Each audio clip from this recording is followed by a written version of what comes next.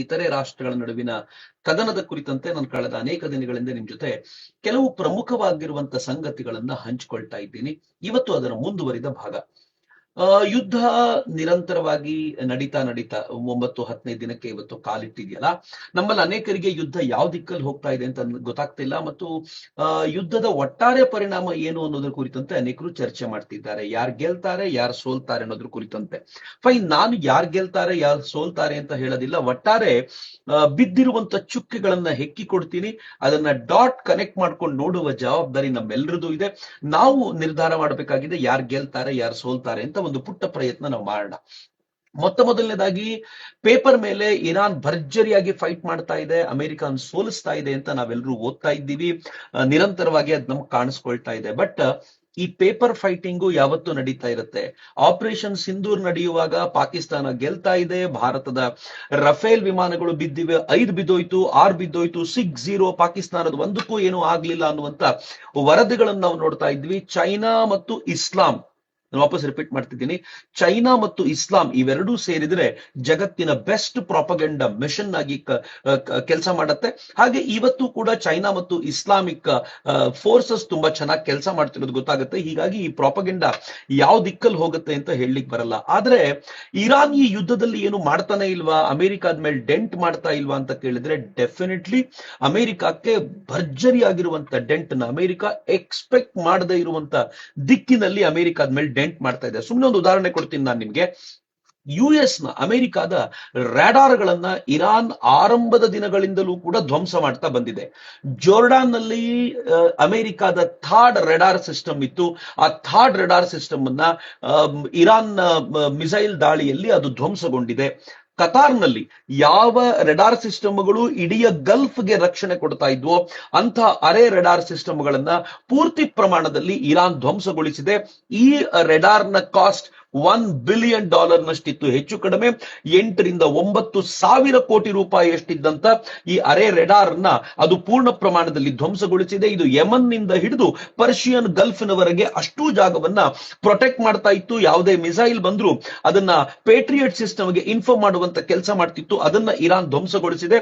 ಅದು ನಿಜವಾಗ್ಲೂ price catch ಇರಾನಿಗೆ. UAE ನಲ್ಲಿದ್ದಂತ 2 ಥಾಡ್ ಸಿಸ್ಟಮ್ಗಳನ್ನ ಈ ಇರಾನ್ನ ಮಿಸೈಲ್ಗಳು ಧ್ವಂಸಗೊಳಿಸಿವೆ. ಸೌದಿಯಲ್ಲಿದ್ದುದನ್ನು ಕೂಡ ಇರಾನ್ ಧ್ವಂಸಗೊಳಿಸಲಿಕ್ಕೆ ಸಾಧ್ಯವಾಗಿದೆ. ದ ವಾರ್ ಝೋನ್ ಅನ್ನುವಂತ ಪತ್ರಿಕೆ, ಯಾವುದನ್ನ ಈ ಡಿಫೆನ್ಸ್ ವಲಯದಲ್ಲಿ ತುಂಬಾ ಗೌರವಿಸ್ತಾರೋ ಅಂತದೊಂದು ಪತ್ರಿಕೆ ಇದರ ಕುರಿತಂತೆ ವಿಸ್ತಾರವಾಗಿ ವರದಿ ಮಾಡಿ ಕವರ್ ಸ್ಟೋರಿಗೆ ಏನಂತ ಟೈಟ್ಲ್ ಕೊಟ್ಟಿತ್ತು ಗೊತ್ತಾ? Wake up call to America. America ಎಚ್ಚರಿಕೆಯಿಂದ, ಅಮೆರಿಕ ಎದ್ದೇಳಬೇಕಾಗಿರುವಂತ ಸಂದರ್ಭ ಇದು, ಅಮೆರಿಕಕ್ಕೆ ಜಾಗೃತಿಯನ್ನು ಉಂಟು ಮಾಡ್ತಾ ಇರುವಂತ ಸಂದರ್ಭ ಅಂತ. ಯಾಕೆಂದ್ರೆ ಅಮೆರಿಕ ಎಕ್ಸ್ಪೆಕ್ಟ್ ಮಾಡಿರಲಿಲ್ಲ ಈ ತರ ಇರಾನ್ ಅಟ್ಯಾಕ್ ಮಾಡಬಹುದು ಅಂತ. ಆದ್ರೆ ರಷ್ಯಾ ಕೂಡ ಈಗ US ಜಾಯಿನ್ ಆಗ್ತಾ ಇರುವಂತೆ ಕಾಣ್ತಾ ಇದೆ. ಯಾಕೆ ಅಂತ ನಾನು ಹೇಳ್ತೀನಿ. ಒಂದು ಕಡೆ ಇರಾನ್ ಹೀಗೆ ಅಟ್ಯಾಕ್ ಮಾಡ್ತಾ ಇರುವಾಗ ಮತ್ತೊಂದು ಕಡೆ ಅಮೆರಿಕ ಏನ್ ದಾಳ ಆಗ್ತಾ ಇದೆ ನೋಡಿ. ಒಂದು ಒಳ್ಳೆಯ ಡೀಲಿನ ಕುರಿತಂತೆ ರಷ್ಯಾ ಜೊತೆಗೆ US ಅಧ್ಯಕ್ಷರು ಮಾತನಾಡಿದ್ದಾರೆ. ಸುಮ್ಮನೆ ಯೋಚನೆ ಮಾಡಿ, ರಷ್ಯಾದ ಮೇಲೆ ಸ್ಯಾಂಕ್ಷನ್ಸ್ ಹಾಕಿದೆ US. ಸ್ಯಾಂಕ್ಷನ್ಸ್ ಅನ್ನ ಲಿಫ್ಟ್ ಮಾಡ್ತೀನಿ ಅಂತಂದ್ರೆ ಫ್ರೀಸ್ ಮಾಡಿರುವಂತ ಹಣವನ್ನ ರಷ್ಯಾಕ್ಕೆ ರಿಲೀಸ್ ಮಾಡ್ತೀನಿ ಅಂತಂದ್ಬಿಟ್ರೆ ಅದಕ್ಕಿಂತ ಒಳ್ಳೆ ಡೀಲ್ ರಷ್ಯಾಕ್ಕೆ ಇನ್ನೇನು ಬೇಕು? ರಷ್ಯಾ ಆರ್ಥಿಕ ಅಸಮತೋಲನದಿಂದ ಈಗ ಪತನಗುಡ್ತಾ ಇದೆ. ಅದಕ್ಕೆ ಈ ತರ ಡೀಲ್ ಸಾಕು. ಹೆಚ್ಚು ಕಡಿಮೆ ಪುತಿನ್ ಮತ್ತು ಟ್ರಂಪ್ 1 ಗಂಟೆಗಳ ಕಾಲ ಮಾತನಾಡಿದ್ದಾರೆ. ಇದರಲ್ಲಿ ದುಭಾಷಿಗಳದ್ದು ಅರ್ಧ ಗಂಟೆ ಅಂತ ನೀವು ತೆಗೆದ್ರೂ ಕೂಡ ಹೆಚ್ಚು ಕಡಿಮೆ ಮುಕ್ಕಾಲು ಗಂಟೆಗಳ ಕಾಲ ಜಗತ್ತಿನ 2 ಪ್ರಮುಖ ರಾಷ್ಟ್ರಗಳ ರಾಷ್ಟ್ರಪತಿಗಳು ಅಥವಾ ಅಧ್ಯಕ್ಷರು ಮಾತನಾಡಿದ್ದಾರೆ ಅಂತಂದ್ರೆ ನೀವು ಊಹಿಸ್ಕೊಳ್ಬಹುದು ಯಾವ ದಿಕ್ಕಿನಲ್ಲಿ ಹೋಗ್ತಾ ಇದೆ ಅಂತ. ಬಟ್ ಇಂಟ್ರೆಸ್ಟಿಂಗ್ಲಿ, ನಾನು ಸುಮ್ಮನೆ ಡಾಟ್ಸ್ ನಿಮ್ ಮುಂದೆ ಇಡ್ತಾ ಇದ್ದೀನಿ ಅಷ್ಟೇ. ಈ ಮೀಟಿಂಗ್ ಆಗಬೇಕು ಅಂತ ರಿಕ್ವೆಸ್ಟ್ ಮಾಡಿದ್ದು ಡೊನಾಲ್ಡ್ ಟ್ರಂಪೇ ಹೊರತು ಆ ರಿಕ್ವೆಸ್ಟ್ ಹೋಗಿದ್ದು ಪುತಿನ್ ಕಡೆಯಿಂದ ಅಲ್ಲ ಅಂತ ಹೇಳ್ತಾರೆ. ಪುತಿನ್ ಈ ಮಾತುಕತೆಯ ನಂತರ ಒಂದು ಹೇಳಿಕೆಯನ್ನು ಬಿಡುಗಡೆ ಮಾಡಿದ್ದಾರೆ. ಆ ಹೇಳಿಕೆಯಲ್ಲಿ ಅವ್ರು ಏನ್ ಹೇಳಿದ್ದಾರೆ ಅಂತಂದ್ರೆ, conversation was serious and constructive ಅಂತ ಅವ್ರು ಹೇಳಿದ್ದಾರೆ. ಗೊತ್ತಿಲ್ಲ ಇದರ ಒಟ್ಟಾರೆ ಅರ್ಥ ಏನು ಅನ್ನೋದು ನಾವೇ ಗ್ರಹಿಸಬೇಕು ಅಷ್ಟೇ. ರಷ್ಯಾ ಒಂದು ದಿಕ್ಕಲ್ಲಿ ನೋಡೋದಾದ್ರೆ ಇರಾನಿನ ಕೈ ಬಿಟ್ಟಿದೆ ಅಂತ ಅನ್ಸುತ್ತೆ. ಇಷ್ಟಕ್ಕೂ ಯಾರು ಇರಾನಿಗೋಸ್ಕರ ತನ್ನ ಇಡೀ ರಾಷ್ಟ್ರವನ್ನ ತಾನು ಬಲಿ ಕೊಡ್ಲಿಕ್ಕೆ ಸಿದ್ಧವಾಗಿರುತ್ತೆ ಹೇಳಿ? ಐ ಡೋಂಟ್ ಥಿಂಕ್ ರಷ್ಯಾ ಇರಾನ್ನ ಹಿಂದೆ ಈ ಇಡೀ ಯುದ್ಧದಲ್ಲಿ ಸುದೀರ್ಘ ಕಾಲ ಇರುತ್ತೆ ಅಂತ ನನ್ಗೆ ಅನ್ಸಲ್ಲ. ಇರಾನಿನ ಜೊತೆಯಲ್ಲಿ ಇರಬೇಕಾಗಿರುವಂತ ಚೀನಾನೇ ಇರಾನ್ ಇರಾನ್ ಜೊತೆಗೆ ಇಲ್ಲ ಅನ್ನೋ ಮಾತುಗಳನ್ನ ಅನೇಕರು ಹೇಳ್ತಾ ಇರುವಾಗ ನನಗೆಲ್ಲೋ ಒಂದ್ ಕಡೆ ಅನುಮಾನ ಇದೆ, ರಷ್ಯಾ ಇರಾನಿನ ಜೊತೆ ದೀರ್ಘವಾಗಿ ನಿಲ್ಲುತ್ತಾ ಅಂತ ಕೇಳಿದ್ರೆ ಡೆಫಿನೆಟ್ಲಿ ಈಗಾಗಲೇ ಕೈ ಬಿಟ್ಟಿರಬಹುದು ಅಂತ ಅನ್ಸುತ್ತೆ. ಸೆಂಟ್ ಕಾಮ್ನ ಅಂದ್ರೆ ಸೆಂಟ್ರಲ್ ಕಮಾಂಡ್, ಅಮೆರಿಕಾದ ಸೆಂಟ್ರಲ್ ಕಮಾಂಡ್ ಯಾರು ಈ ಯುದ್ಧವನ್ನ ನಿರ್ವಹಣೆ ಮಾಡ್ತಿದ್ದಾರೋ ಆ ಸೆಂಟ್ರಲ್ ಕಮಾಂಡ್ ನ ಕಮಾಂಡರ್ ಆಗಿರುವಂತ ಬ್ರಾಡ್ ಕೂಪರ್ ಒಂದ್ ಮಾತನ್ನ ಹೇಳಿದ್ದಾರೆ, ಬಹಳ ಗಂಭೀರವಾಗಿ ಗಮನಿಸಬೇಕಾಗಿರುವಂತ ಸಂಗತಿ. ಅವ್ರು ಹೇಳಿದ್ದಾರೆ, ಡೇ 1ಗಿಂತ ಅಂದ್ರೆ ಮಾರ್ಚ್ 1ನೇ ತಾರೀಕು ಇರಾನ್ ಯಾವ ತರದ ರಿಟಾಲಿಯೇಷನ್ ಮಾಡಿತ್ತೋ ಅದಕ್ಕೆ ಕಂಪೇರ್ ಮಾಡಿದ್ರೆ ಇವತ್ತು ಬ್ಯಾಲಿಸ್ಟಿಕ್ ಮಿಸೈಲ್ಸ್ ಏನು ಇರಾನ್ ನಿಂದ ಅದು ನಮ್ಮ ಮೇಲೆ ಅಟ್ಯಾಕ್ ಆಗ್ತಾ ಇದೆ, ಅದು ಈ ಅಮೆರಿಕ ಇಸ್ರೇಲ್ ಗಳ ಮಿತ್ರ ಪಕ್ಷಗಳ ಮೇಲೆ ಅಟ್ಯಾಕ್ ಆಗ್ತಾ ಇದೆ, ಅದರಲ್ಲಿ 90% ಪ್ರಮಾಣ ಡೌನ್ ಆಗಿದೆ. Ballistic missile attack, drone attack 83% down ಆಗಿದೆ. ಲಾಂಚ್ ಪ್ಯಾಡ್ಗಳು ಇರಾನ್ ಅನ್ನೋದು ಆಲ್ಮೋಸ್ಟ್ ಎಲ್ಲವೂ ಧ್ವಂಸಗೊಂಡಿದೆ. ಹೀಗಾಗಿ ಡ್ರೋನ್ ಅಟ್ಯಾಕ್ ಗಳ ಪ್ರಮಾಣ ತುಂಬಾ ಕಡಿಮೆ ಆಗಿದೆ ಅಂತ ಹೇಳ್ತಿದೆ. ನೇವಿ, ಇರಾನಿನ ನೇವಿ ಟೋಟಲಿ ಡೆಸ್ಟ್ರಾಯ್ಡ್. ನಾನು ಟ್ರಂಪ್ನ ಮಾತನ್ನು ಕೇಳ್ತಿದ್ದೆ, ಟ್ರಂಪ್ನ ಹೆಚ್ಚು ನಂಬಲಿಕ್ಕೆ ಆಗೋದಿಲ್ಲ, ಗೊತ್ತಿದೆ ಅದು ಭಾರತದ ವಿಚಾರದಲ್ಲಿ ಆತ ಏನ್ ಮಾಡಿದ ಅಂತ. ಆದ್ರೂ ಆತ ಹೇಳಿದಾನೆ 44 ನೇವಲ್ ಶಿಪ್ ಗಳನ್ನ ಧ್ವಂಸಗೊಳಿಸ್ಲಿಕ್ಕಾಗಿದೆ ಅಂತ. ನೀವು ಟ್ರಂಪ್ನ ಮಾತನ್ನು ಕೇಳಿದ್ರೆ ನಗು ಬರುತ್ತೆ, ಒಂಥರ ವಿಚಿತ್ರ. ಆತ ಪ್ರೆಸ್ ಮೀಟ್ ನಲ್ಲಿ ಮಾತನಾಡ್ತಾ ಹೇಳ್ತಾನೆ, ಇದನ್ನ ಧ್ವಂಸ ಯಾಕೆ ಮಾಡಿದಿರಿ, ಹಾಗೆ ತಗೊಂಡ್ ಬರ್ಬೋದಿತ್ತಲ್ಲ ಅಂತ ಕೇಳಿದ್ರೆ ಧ್ವಂಸ ಮಾಡೋದಕ್ಕೆ ಮಜಾ ಬರ್ತಾ ಇದೆ ಅಂತ ನನಗೆ ಕೆಲವು ನೇವಲ್ ಆಫೀಸರ್ಗಳು ಹೇಳಿದ್ರು. ಹೌದು ಅಂತ ಆತ ಹೇಳ್ತಾನೆ. ಅಂದ್ರೆ ಒಂದು ಪ್ರೆಸ್ ಬ್ರೀಫಿಂಗ್ ಅನ್ನ ಯುದ್ಧದ ಕುರಿತಂತೆ ಆತ ತಮಾಷೆಯಾಗಿ ಕೊಡೋದು ನೋಡಿದ್ರೆ ಬಹಳ ವಿಚಿತ್ರ ಅನ್ಸುತ್ತೆ. ಬಟ್ ಅಟ್ಯಾಕಿನ ಪ್ರಮಾಣ ಇಸ್ರೇಲ್ನಿದ್ದು ಇರಾನ್ನಿದ್ದು ಡೆಫಿನೆಟ್ಲಿ ಡೌನ್ ಆಗಿದೆ. ಅದು ಎಂಥವನಿಗೂ ಗೊತ್ತಾಗುತ್ತೆ. ಆರಂಭದಲ್ಲಿ ಏನ್ ವಿಗರ್ ಇತ್ತೋ ಇರಾನ್ ನಲ್ಲಿ ಆ ತರದ್ದಿಲ್ಲ. ಈಗ ಬರೀ ಬಾಯಿ ಮಾತಿನಲ್ಲಿ ಅವರು ತಮ್ಮ ಸಾಮರ್ಥ್ಯವನ್ನು ತೋರಿಸ್ಕೊಳ್ತಾ ಇದ್ದಾರೆ. ಟ್ರಂಪ್ ತುಂಬಾ ಸ್ಪಷ್ಟವಾಗಿ ಇರಾನ್ಗೆ ಹೇಳಿದ್ದಾರೆ, ಅನ್ಕಂಡೀಷನಲ್ ಸರೆಂಡರ್ ಆದ್ರೆ ಮಾತ್ರ ಒಪ್ಕೊಳ್ತೀನಿ, ನಿಮ್ ಯಾವ ಕಂಡೀಷನ್ಗೂ ನಾನು ಒಪ್ಕೊಳ್ಳಿಕ್ ಸಿದ್ಧನಿಲ್ಲ ಅಂತ. ಈ ತರದ ಮಾತುಗಳನ್ನ ಹೇಳಬೇಕು ಅಂತಂದ್ರೆ ಬ್ಯಾಕ್ ಯಾರ್ಡ್ ನಲ್ಲಿ ಏನೋ ಗಂಭೀರವಾಗಿರುವಂತ ವಿಶ್ವಾಸದ ಸಂಗತಿ ಇಲ್ಲದೆ ಹೋದ್ರೆ ಹೇಳೋಕ್ ಸಾಧ್ಯ ಇಲ್ಲ. ಅಮೆರಿಕ ನೇತೃತ್ವದಲ್ಲಿ, ಇದು ಟ್ರಂಪ್ನ ಮಾತು, ಅಮೆರಿಕಾದ ನೇತೃತ್ವದಲ್ಲಿ ಗ್ರೇಟ್ ಅಂಡ್ ಅಕ್ಸೆಪ್ಟಬಲ್ ಲೀಡರ್ ನ ನಾವು ಸೆಲೆಕ್ಟ್ ಮಾಡಿ ಇರಾನ್ ಅನ್ನ ಮತ್ತೆ ಗ್ರೇಟ್ ಮಾಡ್ತೀವಿ ಅಂತ ಟ್ರಂಪ್ ಹೇಳಿರುವಂತ ಮಾತು. ನಾವು ಇರಾನ್ ನಲ್ಲಿ ಮಿಗಾ ಮಾಡೋಣ ಅಂತ, ಮಿಗಾ ಅಂದ್ರೆ ಮೇಕ್ ಇರಾನ್ ಗ್ರೇಟ್ ಅಗೈನ್ ಮಾಡೋಣ ಅಂತ. ಬಟ್ ಇದಕ್ಕೆ ನೀವೇನು ಖಮೇನಿ ಮಗ ಏನ್ ಸೆಲೆಕ್ಟ್ ಮಾಡಿದೀರೋ ಈಗಿನ ನೆಕ್ಸ್ಟ್ ಲೀಡರ್ ಆಗಿ, ಆತ ಲೈಟ್ ವೆಯ್ಟ್ ನವನು, ಇದು ಟ್ರಂಪ್ ಬಳಸಿರುವಂತ ಪದ, ಲೈಟ್ ವೆಯ್ಟ್ ನವನು ಅಂತ ಆತನ ಬಗ್ಗೆ ಮಾತನಾಡಿದ್ದಾನೆ. ಮತ್ತೆ ಹೇಳಿದ್ದಾನೆ, ನಾನು ಅವನನ್ನು ಒಪ್ಪಿಕೊಳ್ಳೋದಿಲ್ಲ, ನಮಗೆ ಒಪ್ಪಿಗೆ ಆಗುವ ಲೀಡರ್ ಈತ ಅಲ್ಲ.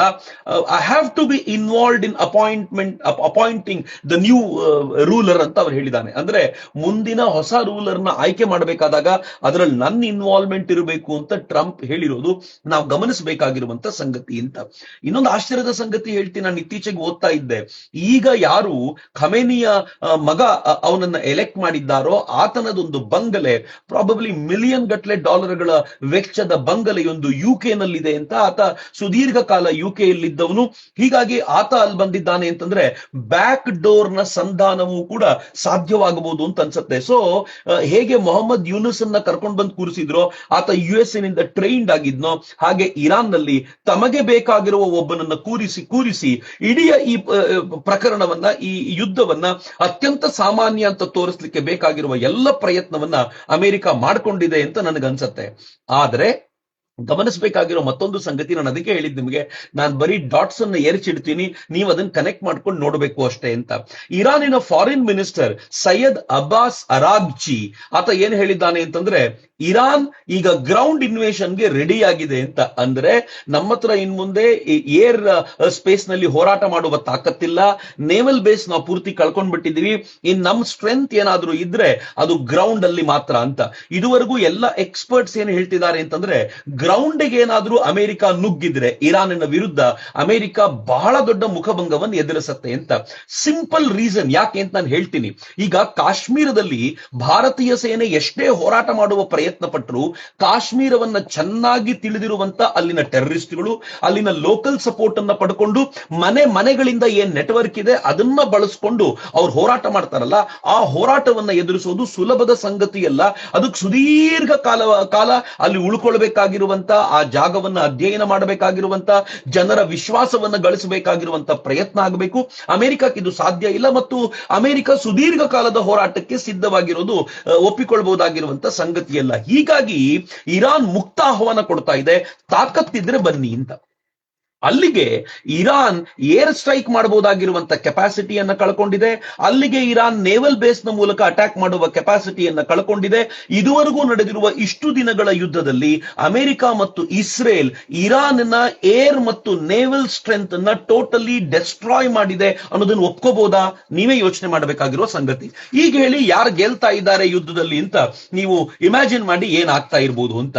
ನೆಕ್ಸ್ಟ್ ಪ್ರಶ್ನೆ ಇರೋದು, ಗ್ರೌಂಡ್ ಫೈಟ್ ಆದ್ರೆ ಇರಾನ್ ಏನ್ ಮಾಡಬಹುದು, ಅಮೆರಿಕದ ಪರಿಸ್ಥಿತಿ ಏನಿರ್ಬೋದು ಅಂತ. ಅಮೆರಿಕ ಆರ್ಡಿನರಿ ರಾಷ್ಟ್ರ ಅಲ್ಲ. ಇನ್ಫ್ಯಾಕ್ಟ್ ಅಮೆರಿಕದ ಕುರಿತಂತೆ ನನಗೆ ಯಾವಾಗ್ಲೂ ಒಂದು ಆಕ್ರೋಶ ಇದೆ. ಈ ಯುದ್ಧ ಇರಾನ್ ಮೇಲೆ ಅಲ್ಲದೆ ಬೇರೆ ರಾಷ್ಟ್ರಗಳ ಮೇಲಾಗಿದ್ರೆ ಅಮೆರಿಕ ಸೋಲ್ಲಿ ಅಂತ ನಾನು ಪ್ರಾರ್ಥನೆ ಮಾಡ್ತಿದ್ದೇನೋ. ಬಟ್ ಇರಾನ್ ಒಂದು ತನ್ನದ್ದೇ ಜನರನ್ನ ಸಪ್ರೆಸ್ ಮಾಡುವಂತ ರಾಷ್ಟ್ರ, ಒಂದು ಒಳ್ಳೆಯ ಸಂಸ್ಕೃತಿಯನ್ನ ಧ್ವಂಸಗೊಳಿಸಿ ತನ್ನ ಕ್ರೌರ್ಯದ ಸಂಸ್ಕೃತಿಯನ್ನ ಅಲ್ಲಿನ ಜನರ ಮೇಲೆ ಹೇರಿರುವಂತ ರಾಷ್ಟ್ರ. ಹೀಗಾಗಿ ಇರಾನ್ ನಂತ ರಾಷ್ಟ್ರಗಳು, ಯಾವುದೇ ರಾಷ್ಟ್ರ ತನ್ನ ಜನರ ಮೇಲೆ ತನ್ನ ಆ ಸಂಸ್ಕೃತಿಯನ್ನ ಧ್ವಂಸಗೊಳಿಸುವ ಪ್ರಯತ್ನ ಮಾಡಿದ ರಾಷ್ಟ್ರ ಬದುಕಬಾರದು. ಆ ರಾಷ್ಟ್ರದಲ್ಲಿ ಆ ತರದ ಒಂದು ಸಂಸ್ಕೃತಿ ಇರಬಾರದು ಅನ್ನೋದನ್ನ ನಾನು ಯಾವಾಗ್ಲೂ ಸಮರ್ಥಿಸ್ತೀನಿ. ಈ ಕಾರಣಕ್ಕೋಸ್ಕರ ಇವತ್ತು ಅಮೆರಿಕದ ಪರವಾಗಿ ಮಾತನಾಡಬಹುದು ಅಷ್ಟೇ. ಬಟ್ ಅಮೆರಿಕ ಎಂಥ ಕ್ರೂರಿ ರಾಷ್ಟ್ರ ಅಂತಂದ್ರೆ, ಪ್ರತಿಯೊಂದು ರಾಷ್ಟ್ರವನ್ನು ಸೋಲಿಸ್ಲಿಕ್ಕೆ ತಂದೆ ಆಗಿರುವಂತ ಒಂದು ಚಕ್ರವ್ಯೂಹವನ್ನು ರಚಿಸಿ ಕೂತಿರುತ್ತೆ. ಉದಾಹರಣೆಗೆ, ಸದಾಕಾಲ ಭಾರತಕ್ಕೆ ತೊಂದರೆ ಕೊಡಬೇಕು ಅಂತ ಪಾಕಿಸ್ತಾನದಲ್ಲಿರುವಂತ ಟೆರರಿಸ್ಟ್ಗಳಿಗೆ ಬೇಕಾಗಿರುವ ಟ್ರೈನಿಂಗು, ಶಸ್ತ್ರಾಸ್ತ್ರಗಳು, ಅವ್ರಿಗೆ ಬೇಕಾಗಿರುವ ವ್ಯವಸ್ಥೆಗಳು, ಆಗಾಗ ಜಾಗತಿಕ ಮಟ್ಟದಲ್ಲಿ ಅವರಿಗೆ ಬೇಕಾಗಿರುವಂತ ಬೆಂಬಲವನ್ನೆಲ್ಲ ಹೇಗೆ ಅಮೆರಿಕ ಕೊಡಿಸುತ್ತೋ, ಹಾಗೆ ಇರಾನಿಗೆ ತೊಂದರೆ ಕೊಡ್ಲಿಕ್ಕೂ ಕೂಡ ಒಂದಷ್ಟು ಜನರನ್ನು ತಯಾರು ಮಾಡಿಟ್ಟಿದೆ. ಯಾರು ಅಂತ ಆಶ್ಚರ್ಯ ಆಗುತ್ತಲ್ಲ, ಕುರ್ದ್ ಅನ್ನುವಂತ ಒಂದು ಜನಾಂಗ ಇದೆ. ಈ ಜನಾಂಗ ಇರಾಕ್ ನಲ್ಲಿ ಇವ್ರದೊಂದು ಸ್ವಯಂ ಆಡಳಿತ ಇಟ್ಕೊಂಡು ಕುರ್ದಿಸ್ತಾನ್ ಅಂತ ಒಂದು ಜಾಗ ಮಾಡ್ಕೊಂಡಿದ್ದಾರೆ. ಈ ಕುರ್ದಿಸ್ತಾನ್ ವಿಶೇಷ ಏನು ಅಂತಂದ್ರೆ, ಇರಾಕ್ ನಲ್ಲಿ ಏನ್ ಜಾಗ ಇದೆಯಲ್ಲ ಇವರು ಇರಾಕ್ನ ಒಳಗೆ ಇದ್ದಾರೆ, ಸ್ವಯಂ ಆಡಳಿತ ಪ್ರದೇಶ. ಆದ್ರೆ ಇವ್ರ ಬಾರ್ಡರ್ ಯಾರ್ಯಾರಿಗೆ? ಸಿರಿಯಾಕ್ಕೆ, ಇರಾನ್ಗೆ ಮತ್ತು ಟರ್ಕಿಗೆ. ಇರಾಕ್ ನಲ್ಲಿ ಕೂತ್ಕೊಂಡು ಈ ಮೂರೂ ರಾಷ್ಟ್ರಗಳು ಇವರಿಗೆ ಬಾರ್ಡರ್ ಆಗುತ್ತೆ. ಇವರಿಗೆ ನೀವು ಸ್ವಲ್ಪ ಮದಿರೆಯನ್ನು ಕುಡಿಸಿ, ಇವರಿಗೆ ಸ್ವಲ್ಪ ಮತಾಂಧತೆಯ ಹುಚ್ಚನ್ನ ಬೆರೆಸಿ, ಸ್ವಲ್ಪ ದುಡ್ಡನ್ನು ಕೊಟ್ಟು ಈ ಮೂರೂ ರಾಷ್ಟ್ರಗಳಲ್ಲಿ ಎಟ್ ಅ ಟೈಮ್ ಇವರನ್ನು ನುಗ್ಗಿಸ್ಲಿಕ್ಕೆ ಸಾಧ್ಯ ಆಗುತ್ತೆ. ಅಮೆರಿಕ ಯಾರನ್ನು ಬಗ್ಗಿಸ್ಬೇಕು ಅಂತ ಅನ್ಸ್ಕೊಳ್ಳುತ್ತೋ ಅವರ ಪಕ್ಕದ ರಾಷ್ಟ್ರದಲ್ಲಿ ಈ ತರದ ಒಬ್ಬರನ್ನ ಯಾವಾಗ್ಲೂ ಇಟ್ಕೊಂಡಿರುತ್ತೆ. ಹಾಗೆ ಕುರ್ದ್ಗಳನ್ನು ಇಟ್ಕೊಂಡಿದೆ. ಈ ಕುರ್ದ್ಗಳ ವಿಶೇಷ ಏನು ಅಂತಂದ್ರೆ, ಸದ್ದಾಂನ ವಿರುದ್ಧ ಹೋರಾಟ ಮಾಡಿದವರು ಇವರು. ಅಮೆರಿಕ ಯಾವಾಗ ಸದ್ದಾಂನ ಲಿಫ್ಟ್ ಮಾಡಿ ಅವನನ್ನ ಕೊಂದು ಹಾಕ್ತೋ, ಇವರು ಸ್ವಯಂ ಆಡಳಿತ ಪ್ರದೇಶವನ್ನು ನಿರ್ಮಾಣ ಮಾಡಿಕೊಂಡ್ರು ಮತ್ತು ನಿರಂತರವಾಗಿ ಅಮೆರಿಕಕ್ಕೆ ಗೌರವ ಸೂಚಿಸುವಂತ, ಅಮೆರಿಕ ಹೇಳಿದಂತೆ ಕೇಳುವಂತ ಒಂದು ಪ್ರದೇಶವಾಗಿ ಉಳ್ಕೊಂಡ್ರು. ಇರಾಕಿನ ಒಳಗಡೆಯೇ ಇದ್ದಾರೆ, ಆದ್ರೆ ಅಮೆರಿಕದ ಪರವಾಗಿದ್ದಾರೆ. ಇವರು ಇರಾಕ್ ನಲ್ಲಿ ಸದ್ದಾಂನ ವಿರುದ್ಧ ಇದ್ದವರು, ಇರಾನ್ ನಲ್ಲಿ ಖಮೇನಿ ವಿರುದ್ಧ ಇದ್ದಂಥವರು, ಟರ್ಕಿಯಲ್ಲಿ ಎರಡೋಗನ್ ವಿರುದ್ಧ ಇದ್ದಾರೆ, ಸಿರಿಯಾದಲ್ಲಿ ಸೌದಿ ವಿರುದ್ಧ ಕೆಲಸ ಮಾಡ್ತಾರೆ. ಆದ್ರೆ ಇವರು ಬೇಸಿಕಲಿ 90% ಸುನ್ನಿಗಳೇ ಇದ್ದಾರೆ. 10% ಬೇರೆ ಬೇರೆ ಜಾಗಗಳಲ್ಲಿ ಬೇರೆ ಬೇರೆ ಇರಬಹುದು. 90% ಸುನ್ನಿಗಳಿದ್ದಾರೆ. ಈ ಸುನ್ನಿಗಳಲ್ಲೂ ಎರಡು ಪ್ರಕಾರದ ಜನಾಂಗ ಇದರಲ್ಲಿದೆ. ಒಂದು ಹನಫಿ ಸ್ಕೂಲ್ ಆಫ್ ಥಾಟ್ನವರು, ಇನ್ನೊಂದು ಶಾಫಿ ಸ್ಕೂಲ್ ಆಫ್ ಥಾಟ್ನವರು. ಇವರು ಇಬ್ಬರು ಕೂಡ ಕಿತ್ತಾಡ್ತಿರ್ತಾರೆ, ಆಯಾ ಜಾಗದಲ್ಲಿ ಕಿತ್ತಾಟ ಮಾಡ್ತಾರೆ. ಬಟ್ ಕುರ್ದಿಸ್ತಾನಕ್ಕೋಸ್ಕರ ಹೋರಾಟ ಮಾಡ್ತಾರೆ. ಈ ಬಾರ್ಡರ್ ಅಲ್ಲಿರುವಂತ ಎಲ್ಲ ಕುರ್ದಿಗಳು ಸೇರ್ಕೊಂಡು ತಮ್ಮ ಕುರ್ದಿಸ್ತಾನವನ್ನ ದೊಡ್ಡದು ಮಾಡಬೇಕು ಅನ್ನುವಂತ ಪ್ರಯತ್ನ ಮಾಡ್ತಾರೆ. ಇದು ಹೇಗೆ ಅಂತಂದ್ರೆ, ಪಾಕಿಸ್ತಾನದ ಕಾಶ್ಮೀರದ ಭಾಗದಲ್ಲಿರುವಂತ ಜನ ಭಾರತದ ಕಾಶ್ಮೀರವನ್ನೂ ಸೇರಿಸಿಕೊಂಡು ಒಂದು ದೊಡ್ಡ ಕಾಶ್ಮೀರವನ್ನ, ಗ್ರೇಟರ್ ಕಾಶ್ಮೀರ ಮಾಡಬೇಕು ಅನ್ನುವಂತ ಕಲ್ಪನೆಯನ್ನ ಹೆಂಗ್ ಕಟ್ಕೊಂಡಿರ್ತಾರೋ, ಆ ತರದೊಂದು ಕಲ್ಪನೆಯ ಮದಿರೆಯನ್ನ ಪಶ್ಚಿಮದ ರಾಷ್ಟ್ರ ಅವ್ರಿಗೆ ಹೆಂಗ್ ಕುಡಿಸಿಟ್ಟಿದೆಯೋ ಹಾಗೆ ಕುರ್ದಿಸ್ತಾನದವರಿಗೂ ಹಂಗೆ ಕುಡಿಸಿಟ್ಟಿದೆ. ಹೀಗಾಗಿ ನಾಳೆ ಏನಾದರೂ ಗ್ರೌಂಡ್ ಅಟ್ಯಾಕ್ ಆದ್ರೆ ಆ ಗ್ರೌಂಡ್ ಫೋರ್ಸ್ ಅಮೆರಿಕದ್ದು ಬಹಳ ದೊಡ್ಡ ಪ್ರಮಾಣದಲ್ಲಿ ಕುರ್ದಿಸ್ತಾನದ ಕಡೆಯಿಂದ ಬರುತ್ತೆ.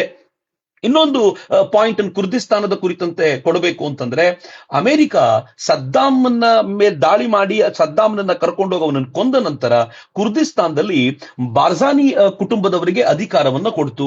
ಅಧಿಕಾರ ಪಡೆದವರಲ್ಲಿ ಇವತ್ನವನು ಮಸ್ರೌರ್ ಬರ್ಜಾನಿ ಅಂತ. ಈ ಮಸ್ರೌರ್ ಬರ್ಜಾನಿ ಓದಿದ್ದು US ನಲ್ಲಿ, ಡಾಟ್ ಕನೆಕ್ಟ್ ಮಾಡ್ಕೊಳ್ಳಿ, ಓದಿದ್ದು US ನಲ್ಲಿ. ಅವನು ಕುರ್ದಿಸ್ತಾನದ ಪ್ರಮುಖ. ಅವನು ಒಂಥರ ಏನು ಪ್ರೋಗ್ರೆಸಿವ್ ಆಗಿರುವಂತ ಮುಸ್ಲಿಂ ಅಂತ ತನ್ನನ್ನು ತಾನು ಕರ್ಕೊಳ್ತಾನೆ. ಯಾವಾಗ US ಸ್ಟ್ರಿಂಗ್ ಪುಲ್ ಮಾಡುತ್ತೋ ಆಗ ಅದಕ್ಕೆ ತಕ್ಕಂತೆ ಕೆಲಸ ಮಾಡ್ತಾನೆ. ಹೇಗೆ ಬಾಂಗ್ಲಾದೇಶದಲ್ಲಿ ಮೊಹಮ್ಮದ್ ಯೂನಿಸ್ ಅನ್ನ ಕೂರಿಸಿಕೊಂಡು ತನಗೆ ಬೇಕಾದ್ದನ್ನ ಮಾಡಿಕೊಳ್ಳುವಂತ ಪ್ರಯತ್ನವನ್ನ ಅಮೆರಿಕ ಮಾಡ್ತೋ, ಹಾಗೆ ಇವನ ಮೂಲಕ ತನಗೆ ಬೇಕಾದ್ದನ್ನು ಮಾಡಿಸಿಕೊಳ್ಳುತ್ತೆ. ಮತ್ತು ಅಮೆರಿಕದ ಒಂದು ಸ್ಪಷ್ಟವಾಗಿರುವಂತ ಶಕ್ತಿ ಅವನಾಗಿದ್ದಾನೆ ಅನ್ನೋದ್ರಲ್ಲಿ ಅನುಮಾನ ಇಲ್ಲ.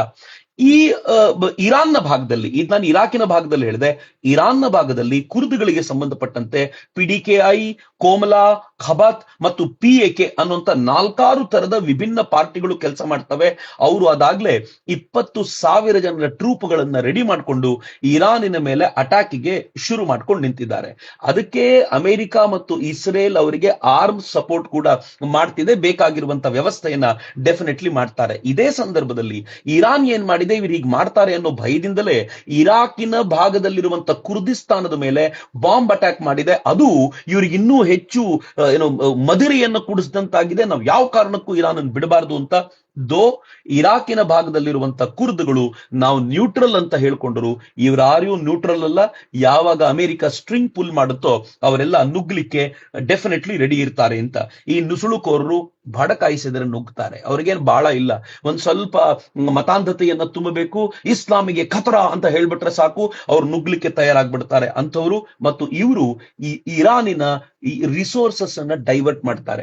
ಅನಿವಾರ್ಯವಾಗಿ ಇರಾನ್ ತನ್ನ ಎಲ್ಲ ರಿಸೋರ್ಸ್ ಅನ್ನ ಈ ಕಡೆ ತಿರುಗಿಸ್ಬೇಕಾಗತ್ತೆ, ಇವ್ರ ಜೊತೆ ಫೈಟ್ ಮಾಡ್ಬೇಕಾಗತ್ತೆ. ಆದ್ರೆ ಇಷ್ಟಕ್ಕೆ ಅಮೆರಿಕ ನಿಂತಿಲ್ಲ. ಅಮೆರಿಕ ಏನ್ ಮಾಡ್ತಿದೆ ಅಂತಂದ್ರೆ, ಇನ್ನೊಂದು ಕಡೆ ಪಾಕಿಸ್ತಾನದ ಮೂಲಕ ಇರಾನಿನ ಮೇಲೆ ಅಟ್ಯಾಕ್ ಮಾಡ್ಲಿಕ್ಕೆ ಬೇಕಾಗಿರುವ ತಯಾರಿಯನ್ನ ಮಾಡ್ಕೊಳ್ತಾ ಇದೆ.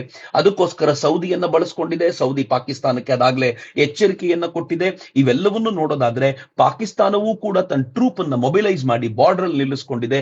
ಹೀಗಾಗಿ ಇರಾನ್ಗೆ ಇಬ್ಬಂದಿಯಾಗುವ ಸಾಧ್ಯತೆ, ಒಂದು ಕಡೆ ಪಾಕಿಸ್ತಾನದ ಫೋರ್ಸ್ ಇದೆ, ಮತ್ತೊಂದು ಕಡೆ ಕುರ್ದಿಸ್ತಾನದ ಫೋರ್ಸ್ ಇದೆ. ಇವರಿಬ್ಬರ ಜೊತೆ ಫೈಟ್ ಮಾಡಬೇಕಾದಾಗ ಮೂರನೇದು ಏನಾಗತ್ತೆ ಅಂತ ಹೇಳಲಿಕ್ಕೆ ಬರೋದಿಲ್ಲ. ಹಾಗಿದ್ರೆ ಮುಂದೇನು? ಮುಂದೆ ಇನ್ನೊಂದು ಭಯಾನಕವಾದಿದೆ.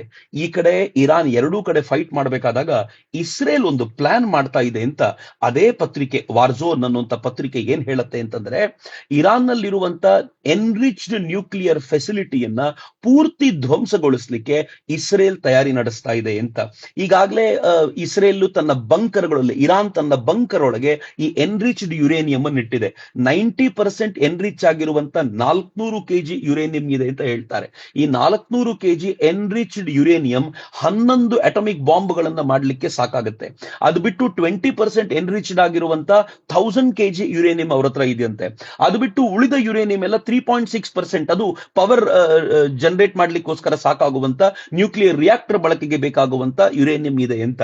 ಆದ್ರೆ ಇವುಗಳಿಂದ 20%, 3.6 ಇವುಗಳಿಂದ ಅಟಾಮಿಕ್ ಬಾಂಬ್ ಅನ್ನೇ ತಯಾರು ಮಾಡ್ಲಿಕ್ಕೆ ಆಗದೆ ಹೋದ್ರು, ದ ಮ್ಯಾಗಝಿನ್ ಸೇಸ್ ಡರ್ಟಿ ಬಾಂಬ್ಗಳನ್ನಂತೂ ತಯಾರು ಮಾಡಬಲ್ಲರು. ಈ ಡರ್ಟಿ ಬಾಂಬ್ಗಳನ್ನ populated area, densely populated area ಮೇಲೆ ಹಾಕಿದ್ರೆ ಅದು ಹ್ಯಾವಕ್ ಅನ್ನು ಕ್ರಿಯೇಟ್ ಮಾಡಬಲ್ಲದು ಅಂತ ಇರಾನ್ಗೆ ಗೊತ್ತಿಲ್ಲ ಅಂತಿಲ್ಲ, ಇಸ್ರೇಲ್ಗೂ ಗೊತ್ತಿದೆ, ಅಮೆರಿಕಾಗೂ ಗೊತ್ತಿದೆ. ಬರೋ ದಿನಗಳಲ್ಲಿ ಇದು ಬಹಳ ಡೇಂಜರ್. ಎಲ್ಲಕ್ಕಿಂತಲೂ ಡೇಂಜರ್ ಆಗೋದು ಇದು ಯಾರಿಗೆ ಅಂತಂದ್ರೆ, ಇರಾನಿನ ಸುತ್ತಮುತ್ತಲೂ ಇರುವ ಆ ಮುಸ್ಲಿಂ ಕಂಟ್ರೀಸ್ಗಳಿಗೆ. ಈಗ ಅವರಿಗೆ ಅನಿವಾರ್ಯ ಏನು ಅಂತಂದ್ರೆ, ಇರಾನ್ ಸೈಲೆಂಟ್ ಮಾಡಬೇಕು, ಅದಕ್ಕೆ ಬೇಕಾಗಿರುವಂತ ತಯಾರಿಯನ್ನ ತಾವು ಮಾಡಬೇಕು ಅನ್ನೋದು ಅವ್ರಿಗೆ ಅನಿವಾರ್ಯತೆ. ಇದು ಬಹಳ ವಿಶೇಷವಾದ್ದು. ಇಸ್ರೇಲ್ ಈ ಯುರೇನಿಯಂ ಅನ್ನ, ಎನ್ರಿಚ್ಡ್ ಯುರೇನಿಯಂ ನ ಧ್ವಂಸಗೊಳಿಸ್ಲಿಕ್ಕೆ ತನ್ನ ಟ್ರೂಪ್ ಅನ್ನ ತಯಾರು ಮಾಡ್ತಾ ಇದೆ. ಅದು ನುಗ್ಗಿಸಿ ಆ ಬಂಕರ್ಗಳನ್ನ ಧ್ವಂಸ ಮಾಡಬೇಕು ಅಂತ ಪ್ರಯತ್ನ ಮಾಡ್ತಿದೆ ಅಂತ. ಅಕಸ್ಮಾತ್ ಹಂಗೇನಾದ್ರೂ ಆದ್ರೆ ಮುಂದಿನ ವಾರವೋ 15 ದಿನವೋ ಅಥವಾ ಈ ತಿಂಗಳೊಳಗೋ, ಏಪ್ರಿಲ್ ಮುಗಿಯೋದ್ರ ಒಳಗೋ ಈ ಇಸ್ರೇಲ್ ಇರಾನಿನ ಒಳಗೆ ನುಗ್ಗಿ ಈ ಬಂಕರ್ಗಳನ್ನ ಧ್ವಂಸಗೊಳಿಸಿರುವಂತ ಅಪರೂಪದ ಸುದ್ದಿಯನ್ನು ನಾವು ಕೇಳಲಿಕ್ಕಿದ್ದೀವಿ. ಯಾಕೆಂದ್ರೆ ಇಸ್ರೇಲ್ ಈ ಕೆಲಸ ಮಾಡತ್ತೆ. 2024ರಲ್ಲಿ ಸಿರಿಯಾದಲ್ಲಿ ಅಂಡರ್ ಗ್ರೌಂಡ್ ಬ್ಯಾಲಿಸ್ಟಿಕ್ ಮಿಸೈಲ್ ಫ್ಯಾಕ್ಟರಿಯನ್ನ ಇಸ್ರೇಲ್ ಧ್ವಂಸಗೊಳಿಸಿತ್ತು. 2.5 ಗಂಟೆಗಳ ಈ ಕಾರ್ಯಾಚರಣೆಯಲ್ಲಿ 660 ಪೌಂಡ್ ನಷ್ಟು ಎಕ್ಸ್ಪ್ಲೋಸಿವ್ಸ್ ಗಳನ್ನ ಇಸ್ರೇಲ್ ಧ್ವಂಸಗೊಳಿಸಿತ್ತು. ಬಟ್ ಇಲ್ಲೊಂದು ಪ್ರಾಬ್ಲಮ್ ಏನಿದೆ ಅಂತಂದ್ರೆ, ಅಲ್ಲೆಲ್ಲ ಇಸ್ರೇಲ್ ಅಟ್ಯಾಕ್ ಮಾಡತ್ತೆ ಅನ್ನುವಂತ ಊಹೆ ಇರಲಿಲ್ಲ, ಅಟ್ಯಾಕ್ ಮಾಡಿ ಗೆದ್ಕೊಂಡ್ಬಿಟ್ರು. ಬಟ್ ಇಲ್ಲಿ ಸರ್ಪ್ರೈಸ್ ಎಲಿಮೆಂಟ್ ಇರೋದಿಲ್ಲ. ಬಿಕಾಸ್ ಇರಾನ್ ಎಕ್ಸ್ಪೆಕ್ಟ್ ಮಾಡ್ತಿದೆ ಯಾವತ್ ಬೇಕಿದ್ರು ಹಿಂಗಾಗ್ಬೋದು ಅಂತ. ಅದಕ್ಕೆ ಎರಡೂ ದಿಕ್ಕುಗಳಲ್ಲಿ ಯುದ್ಧದ ವಾತಾವರಣವನ್ನ ನಿರ್ಮಾಣ ಮಾಡಿ, ಒಂದು ಕಡೆ ಇರಾಕ್ನ ಕಡೆ, ಮತ್ತೊಂದು ಕಡೆ ಪಾಕಿಸ್ತಾನದ ಕಡೆ ಯುದ್ಧದ ವಾತಾವರಣವನ್ನು ನಿರ್ಮಾಣ ಮಾಡಿ ಇರಾನ್ನ ಗಮನವನ್ನು ಎರಡೂ ಕಡೆ ಸೆಳೆದು ಆನಂತರ ಬಂಕರ್ಗಳನ್ನು ಧ್ವಂಸ ಮಾಡ್ಲಿಕ್ಕೆ ಹೋಗ್ತಾರಾ? I am not sure. ಹಾಗಂತ ಎಕ್ಸ್ಪರ್ಟ್ಸ್ ಗಳೆಲ್ಲ ಹೇಳ್ತಿದ್ದಾರೆ ಇರಾನ್ಗೂ ಈ ಭಯ ಇದ್ದೇ ಇದೆ ಅನ್ನೋದನ್ನ ಮರಿಬೇಡಿ ಅಂತ. ಇರಾನ್ ಈ ಭಯ, ಇಸ್ರೇಲ್ನ ಕುರಿತಂತೆ ಈ ಭಯ ಡೆಫಿನೆಟ್ಲಿ ಇದೆ. ಅಮೆರಿಕ ಈ ಸಂದರ್ಭದಲ್ಲಿ ಏನ್ ಮಾಡ್ತಿದೆ ಅಂತಂದ್ರೆ, ತನ್ನ ಎಲ್ಲ ವೆಪನ್ಗಳನ್ನು ಟೆಸ್ಟ್ ಮಾಡ್ಕೊಳ್ತಿದೆ. ನಾನು ಯಾಕೆ ಈ ಮಾತನ್ನು ಹೇಳ್ತಿದ್ದೀನಿ ಅಂತ ಸದ್ಯಕ್ಕೆ ಹೇಳ್ತೀನಿ. ಮೊದಲನೇದಾಗಿ ಇರಾನಿನ ಹಡಗುಗಳನ್ನ ಧ್ವಂಸಗೊಳಿಸಲಿಕ್ಕೆ ತನ್ನ ಟಾರ್ಪೆಡೋಗಳನ್ನ ಬಳಸಿದೆ. ಅದಕ್ಕೆ ಬೇಕಾಗಿರೋದನ್ನ ಟೆಕ್ನಾಲಜಿ ಹೇಗ್ ಮಾಡಬೇಕು, ಏನ್ ಮಾಡಬೇಕು ಅನ್ನೋದ್ರ ಕುರಿತಂತೆ ಅದು ಡೆಫಿನೆಟ್ಲಿ ವರ್ಕ್ ಮಾಡಿದೆ. ಆಮೇಲೆ ಡ್ರೋನ್ ರೆಸಿಸ್ಟಿಂಗ್ ಮತ್ತು ಅಟ್ಯಾಕಿಂಗ್ ಸಿಸ್ಟಮ್ಗಳನ್ನ ಈ ಹಂತದಲ್ಲಿ ಅದು ಡೆವಲಪ್ ಮಾಡುವಂತ ಅಥವಾ ಅದನ್ನು ಬಳಸ್ಕೊಳ್ಳುವಂತ ಪ್ರಯತ್ನ ಮಾಡ್ತಿದೆ. ಇನ್ನೂ ಆಶ್ಚರ್ಯದ ಸಂಗತಿ ಏನ್ ಗೊತ್ತಾ, ಇಸ್ರೇಲ್ ತಾನೊಂದು ಫೋಟೋದಲ್ಲಿ ತಾನು ಯುದ್ಧ ವಿಮಾನದೊಂದಿಗೆ ನಿಂತುಕೊಂಡಿರುವಂತ ತನ್ನ ಸೈನಿಕರ ಫೋಟೋ ರಿಲೀಸ್ ಮಾಡ್ತು. ಆ ಫೋಟೋ ನೋಡಿದ ಕೆಲವು ಎಕ್ಸ್ಪರ್ಟ್ಸ್ಗಳು ಒಂದಷ್ಟು ವಿಶೇಷವಾದ ಸಂಗತಿಯನ್ನು ಹೊರ ಹಾಕಿದ್ದಾರೆ. JDAM joint direct attack ammunitions ಗಳನ್ನ ಹೊಸದಾಗಿ ಅಮೆರಿಕ ಮತ್ತು ಇಸ್ರೇಲ್ ಸೇರಿ ಡೆವಲಪ್ ಮಾಡಿದೆ ಅಂತ. ಈ ಅಮ್ಯುನಿಷನ್ಗಳು ಆಲ್ರೆಡಿ ಇದ್ವು, ಬಟ್ ಇದು ಸ್ವಲ್ಪ ವಿಶೇಷವಾಗಿದೆ. ಅದರ ಮೇಲಿರುವಂತ ಕಲರ್ ಬ್ಯಾಂಡ್ ಗಳನ್ನ ನೋಡಿ ಡಿಫೆನ್ಸ್ ಎಕ್ಸ್ಪರ್ಟ್ಸ್ ಅದ್ರ ಬಗ್ಗೆ ತುಂಬಾ ಮಾತನಾಡಿದ್ದಾರೆ. ನಾನು ಅದನ್ನ ಕೇಳಬೇಕಾದ್ರೆ, ಅದನ್ನ ನೋಡ್ಬೇಕಾದ್ರೆ ಬಹಳ ಆಶ್ಚರ್ಯ ಅನಿಸ್ತಿತ್ತು. ಅವ್ರು ಹೇಳ್ತಾರೆ, ಈ JDAM ಒಳಗೆ ಗೈಡೆಡ್ ಪ್ಯಾಕೇಜ್ ಇರುತ್ತೆ, ಕಂಟ್ರೋಲ್ ಸಿಸ್ಟಮ್ ಇರುತ್ತೆ, ಟೈಲ್ ಫಿನ್ಸ್ ಗಳು ದಾರಿ ತೋರ್ಲಿಕ್ಕೆ ಅಂತ, ಗೈಡ್ ಮಾಡ್ಲಿಕ್ಕೆ ಅಂತ ಇರುತ್ತೆ, ಹೈ ಎಕ್ಸ್ಪ್ಲೋಸಿವ್ಸ್ ಇರುತ್ತೆ. ಎಲ್ಲಕ್ಕೂ ವಿಶೇಷವಾಗಿ ಇವುಗಳಲ್ಲಿ ಅನೇಕ ಇನ್ಸೆಂಡಿಯರಿ ಪೇಲೋಡ್ ಗಳನ್ನ ಹೊಂದಿರುತ್ತೆ. ಇನ್ಸೆಂಡಿಯರಿ ಅಂತಂದ್ರೆ ಪಾಪ್ಯುಲೇಟೆಡ್ ಏರಿಯಾದಲ್ಲಿ ಹಾಕಿದ್ರೆ ಅದು ಜನರಿಗೆ ಇರಿಟೆಂಟ್ ಆಗಿ ಕ್ರಿಯೇಟ್ ಮಾಡುತ್ತೆ ಮತ್ತು ಕಾಲಕ್ರಮದಲ್ಲಿ ರಯಟ್ ಕಂಟ್ರೋಲ್ ಮಾಡ್ಲಿಕ್ಕೆ ಬೇಕಾಗಿರುವಂತ ವ್ಯವಸ್ಥೆ ಮಾಡ್ಕೊಡುತ್ತೆ. ಯಾವ ಉದ್ದೇಶಕ್ಕೆ ಇವುಗಳನ್ನ ಬಳಸ್ಕೊಂಡು ನೋಡ್ತಾರೆ, ಟೆಸ್ಟ್ ಮಾಡ್ತಾರೆ ಗೊತ್ತಿಲ್ಲ. ಒಟ್ಟಲ್ಲಿ ಈ ತರದ ಒಂದು ಪ್ರಯತ್ನವನ್ನಂತೂ ಅವ್ರು ಮಾಡ್ತಿದ್ದಾರೆ ಅಂತ. ಇನ್ನು ಅಮೆರಿಕ UK ಮೇಲೆ ಪ್ರೆಷರ್ ಹಾಕಿ ನೋಡಿ, ಯುದ್ಧ ಯಾವ್ಯಾವ ಟರ್ನ್ ತಗೊಳ್ತಿದೆ ಅಂತಂದ್ರೆ, UK ತನ್ನ ಏರ್ ಸ್ಪೇಸ್ ಅನ್ನ ಅಥವಾ ತನ್ನ ಏರ್ ಬೇಸ್ ಗಳನ್ನ ಕೊಡೋದಿಲ್ಲ ಅಂತ ಹೇಳಿತ್ತು.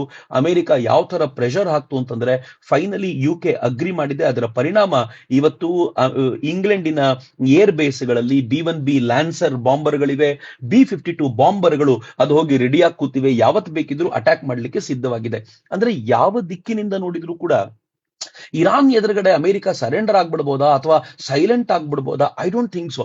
ಅನೇಕ ಪ್ರಾಪಗಂಡಾ ವಿಡಿಯೋಗಳನ್ನು ನಾನು ನೋಡಿದ್ದೀನಿ, ಬಟ್ ಅಮೆರಿಕಾದ ಇವತ್ತಿನ ಸ್ಟ್ರೆಂತ್ ನೋಡಿದ್ರೆ ಮೇ ಬಿ ಪ್ರೊಲಾಂಗ್ ಆಗ್ತಾ ಇರೋದಕ್ಕೂ ಕೆಲವು ರೀಸನ್ ಇದೆ.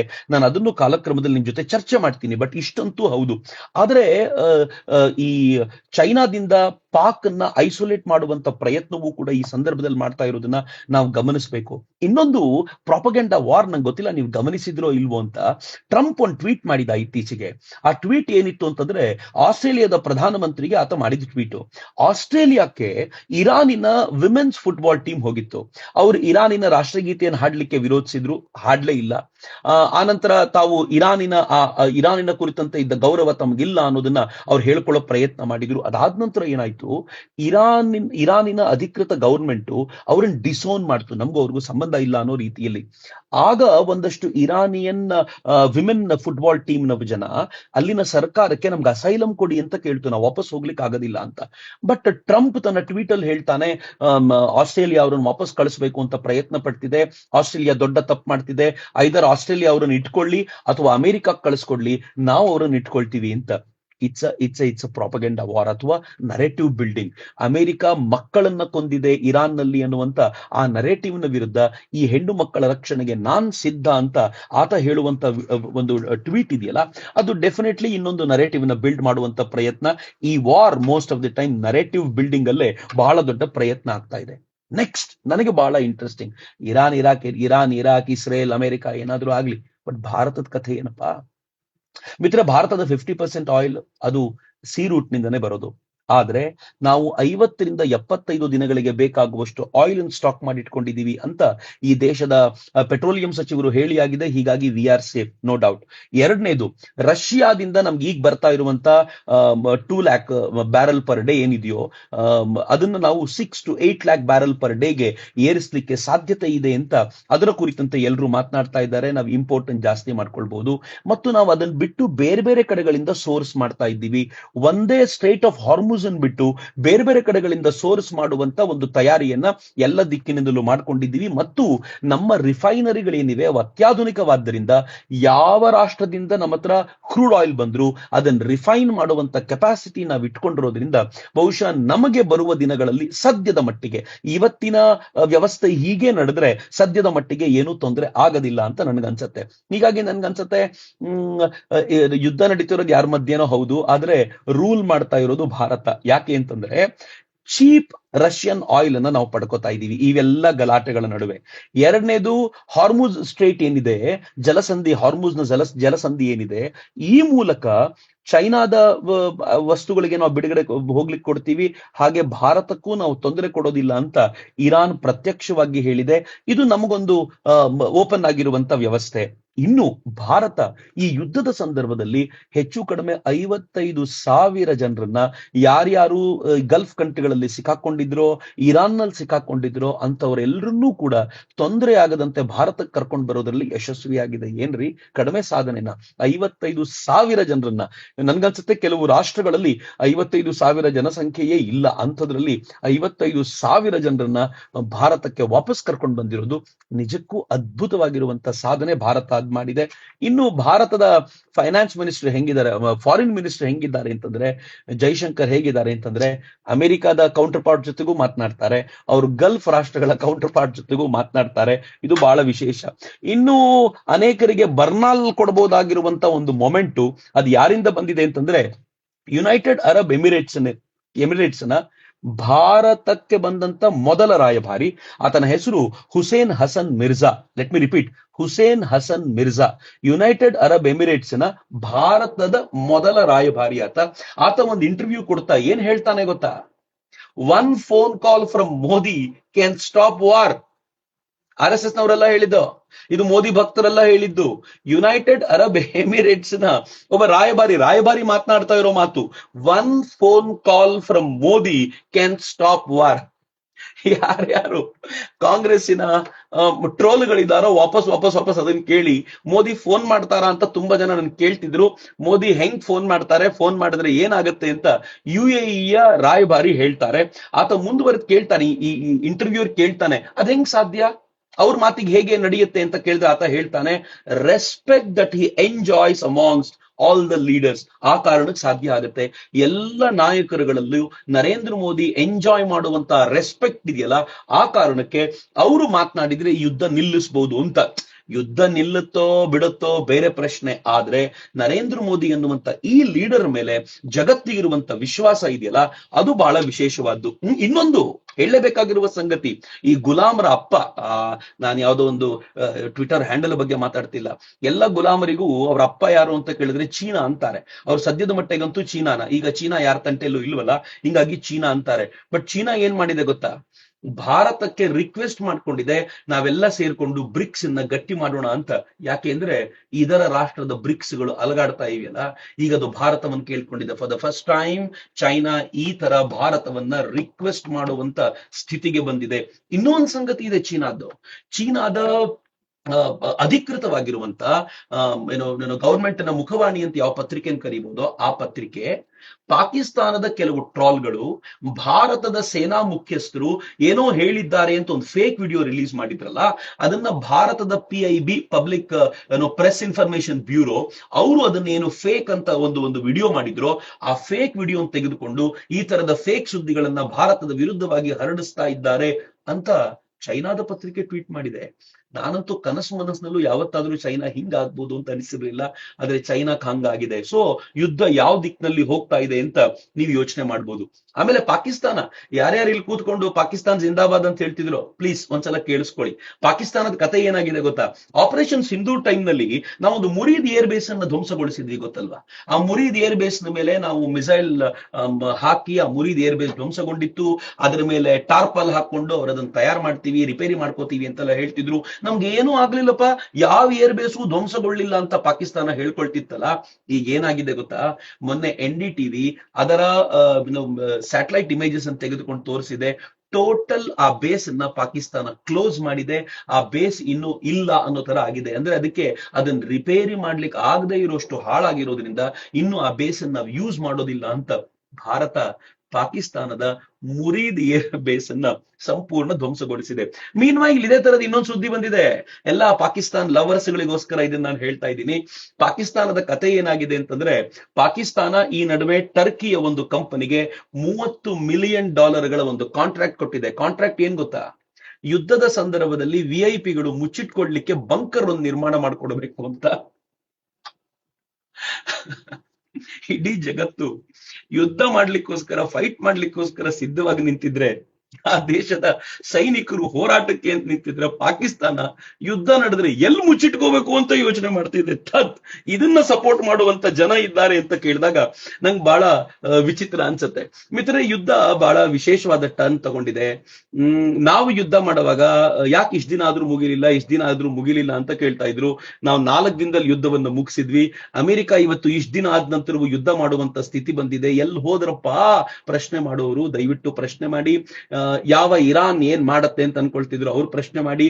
ಮತ್ತು ನಮ್ ದೇವರ ರಕ್ಷಣೆ ಮಾಡ್ತಾರೆ ಅಂತ ತುಂಬಾ ಜನ ವಿಡಿಯೋ ಮುಂದೆ ಬಂದು ಹೇಳ್ತಿರ್ತೀರಾ. ಐ ಅಗ್ರಿ, ದೇವರೆಲ್ಲರನ್ನೂ ಕಾಪಾಡ್ತಾರೆ. ಬಟ್ ಇಲ್ಲಿ ಮುಸಲ್ಮಾನರ ದೇವರಿಗೆ ಒಂದು ಸಣ್ಣ ಪ್ರಾಬ್ಲಮ್ ಏನಿದೆ ಅಂತಂದ್ರೆ, ಅಮೆರಿಕ ಗೆದ್ರೆ ಆ ದೇವರು ಶಿಯಾಗಳ ವಿರೋಧಿ ಅಂತ ಆಗತ್ತೆ, ಅಮೆರಿಕ ಸೋತ್ರೆ ಸುನ್ನಿಗಳ ವಿರೋಧಿ ಅಂತ ಆಗತ್ತೆ. ನಂಗೆ ಗೊತ್ತಿಲ್ಲ ಈ ಎಕ್ಸಾಮ್ ಹೆಂಗೆ ಫೇಸ್ ಮಾಡ್ತಾರೋ ಮುಸ್ಲಿಮರು, ಬಹಳ ಕಷ್ಟದ ಸಂಗತಿ ಇದೆ. ಹೀಗಾಗಿ ಅಮೆರಿಕ ಗೆಲ್ಬೇಕೋ ಬೇಡವೋ ಅನ್ನೋದನ್ನ ಅವರೇ ಡಿಸೈಡ್ ಮಾಡಬೇಕು. ಭಗವಂತ ಸುನ್ನಿಗಳ ವಿರುದ್ಧ ಇರಬೇಕೋ ಶಿಯಾಗಳ ವಿರುದ್ಧ ಇರಬೇಕು ಅನ್ನೋದು ನನಗಂತೂ ಗೊತ್ತಿಲ್ಲ. ಬಟ್ ನನಗಂತೂ ಅನ್ಸುತ್ತೆ ಭಗವಂತ ಹ್ಯುಮ್ಯಾನಿಟಿಯ ಪರವಾಗಿರ್ಬೇಕು. ಯಾರು ಹ್ಯುಮ್ಯಾನಿಟಿಯ ವಿರುದ್ಧವೋ ಅವರು ಯಾರನ್ನೂ ಕೂಡ ಭಗವಂತ ಉಳಿಸಬಾರದು. ಮಾನವತೆಯ ಮನುಕುಲದ ವಿರುದ್ಧವಾಗಿರುವಂತ ಪ್ರತಿಯೊಬ್ಬ ರಾಕ್ಷಸನನ್ನ ಭಗವಂತ ನಾಶ ಮಾಡಬೇಕು. ನಾಶ ಮಾಡುವಂತ ಸಂದರ್ಭ ಬಂದಿದೆ ಅಂತ ನನ್ಗನ್ಸುತ್ತೆ. ಮಿತ್ರರೇ, ಯುದ್ಧದ ಇನ್ನೊಂದಷ್ಟು ಅಪ್ಡೇಟ್ಸ್ ಗಳನ್ನ ನಾನು ಮತ್ತೆ ತೆಗೆದುಕೊಂಡು ಬರ್ತೀನಿ. ಅಲ್ಲಿವರೆಗೂ ನಮಸ್ಕಾರ. ವಂದೇ ಮಾತರಂ. ಜೈ ಹಿಂದ್.